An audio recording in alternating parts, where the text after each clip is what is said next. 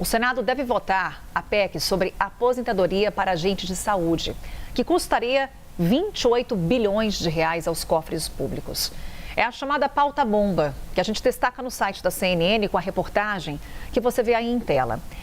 O valor citado por Davi Alcolumbre é, segundo ele, uma estimativa do Ministério da Previdência. Durante a sessão na semana passada, o presidente do Senado afirmou que ligaria para cada um dos colegas para avaliar se o cenário era favorável para votar o tema. Durante o discurso, Alcolumbre se queixou de ser cobrado por estourar as contas do governo e, por outro lado, deixar de colocar em votação a PEC que prevê, por exemplo, o fim da escala 6x1. PEC que já passou na Câmara dos Deputados, que temos o governo ali se empenhando para que no Senado tenha uma velocidade rápida, Théo Cury, porém sem sucesso. Já caminhei aqui para te encontrar para falarmos mais sobre esse assunto, porque essa é mais uma daquelas pautas que se juntam nessa conta bilionária que o governo está fazendo, né, Théo? Sem dúvida. E aí, isso tem um impacto também para as eleições esse ano. Então, está todo mundo de olho nesses projetos que são colocados em votação lá no Congresso Nacional, ainda mais no que diz respeito à relação Senado-Palácio do Planalto, depois desse estremecimento na relação no final do ano passado. O presidente Lula indica Jorge Messias para o Supremo Tribunal Federal, na vaga aberta em decorrência da aposentadoria do ministro Luiz Roberto Barroso. Isso incomoda Davi Alcolumbre, que tinha outros planos. Ele apostava e defendia, fazia ali toda uma campanha em favor do nome do Rodrigo Pacheco para essa vaga no Supremo Tribunal Federal e, no final das contas, ele banca a indicação do Jorge Messias. Depois de meses de espera, formaliza o presidente Lula a indicação, o nome dele é rejeitado e aí a relação que já estava ruim acaba piorando entre o presidente Lula e o presidente do Senado, Davi Alcolumbre. E essas pautas, quando colocadas em votação, acendem um alerta no governo do presidente Lula pelo impacto financeiro que isso vai ter também para os próximos anos, ainda mais se o governo atual se reeleger. Então, tudo isso entra nessa conta, o governo tentando ajustar alguns gastos, o governo que já é apontado por diversos setores, tanto da economia, da indústria, como um governo que gasta muito, um governo que tem despesas muito altas e que vem ampliando essas despesas. Quando também há um movimento dessa natureza pelo Senado Federal, há um descontentamento ainda maior e uma tentativa de contornar essas decisões. Não à toa, como quando houve, por exemplo, a aprovação e o avanço de pautas-bomba na semana retrasada pelo Senado Federal, o ministro da Fazenda, Dario Durigan, ele já colocou ali algumas possibilidades no radar para tentar contornar essas decisões, como, por exemplo, fazer apelos à Câmara dos Deputados para tentar conter esse avanço do texto do Senado na Câmara, quando esse texto chegar por lá, veto do presidente Lula como uma possibilidade.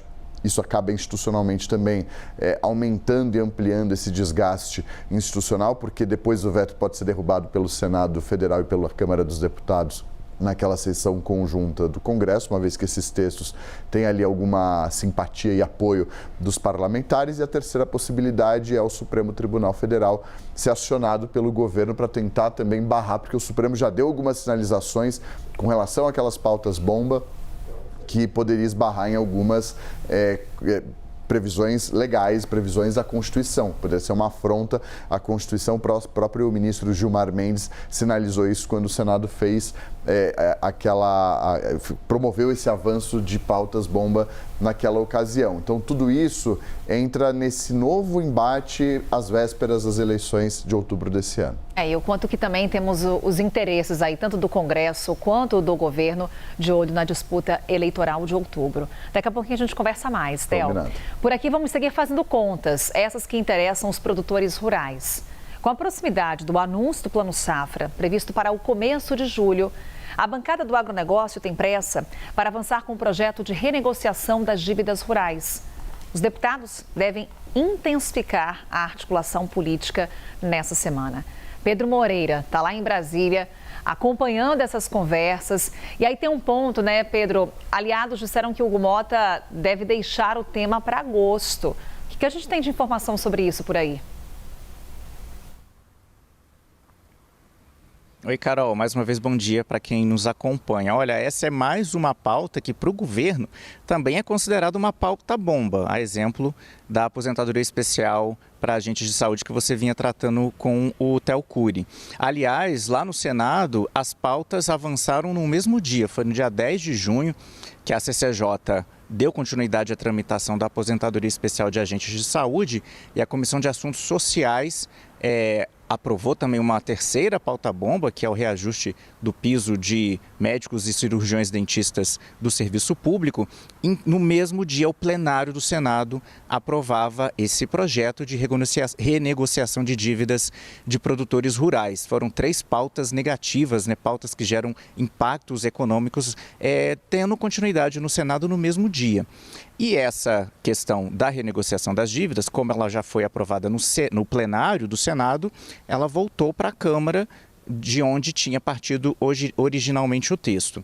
Bom, na semana que essas pautas avançaram no Senado, o presidente da Câmara, Hugo Mota, disse que não tinha pressa para tocá-las na Câmara dos Deputados, justamente porque não havia esse acordo com o governo para que essas pautas fossem apreciadas. Os cálculos do Ministério do Planejamento e da Fazenda são de que essa renegociação geraria um impacto para as contas públicas de 140 bilhões de reais num período de 13 anos. Os agricultores discordam. A Frente Parlamentar da Agropecuária, que está liderando essa tentativa de fazer essa pauta avançar na Câmara, faz um cálculo ainda muito grande, mas bem menor, o impacto de 65 bilhões de reais ao longo de 13 anos. Bom, diante dessa sinalização de Mota de que ele não colocaria essa pauta em votação no primeiro semestre, a Frente Parlamentar da Agropecuária se mobiliza, se movimenta, está tentando marcar uma reunião com o Hugo Mota para fazê-lo tocar essa proposta. Há também a expectativa, Carol, para a definição do relator na Câmara dos Deputados. É praxe que seja mantido o relator. A proposta, como tinha sido originada na Câmara, ela teve como relatoria o deputado, deixa eu conferir o nome dele aqui, Carol, o deputado Domingos Neto, do PSD do Ceará, e ele disse que já pediu ao Hugo Mota para relatar novamente a questão agora que a proposta voltou para a Câmara. Mas há outros deputados da Frente Parlamentar da Agropecuária interessados também. Então, eles tentam marcar essa reunião com o Hugo Mota essa semana para tentar destravar essa pauta e tentam também sensibilizar, Carol, o ministro da Fazenda, Dario Duriga, para ver se ele consegue articular de alguma forma a aprovação dessa proposta, que foi aumentada no Senado. Antes ela previa renegociação de dívidas para produtores que tinham sido afetados por eventos climáticos, sobretudo os produtores do Rio Grande do Sul, vítimas das enchentes de 2024. No Senado o projeto foi aumentado. Agora a frente tenta negociar para ver se consegue reduzir um pouco e ter o apoio do governo também, Carol.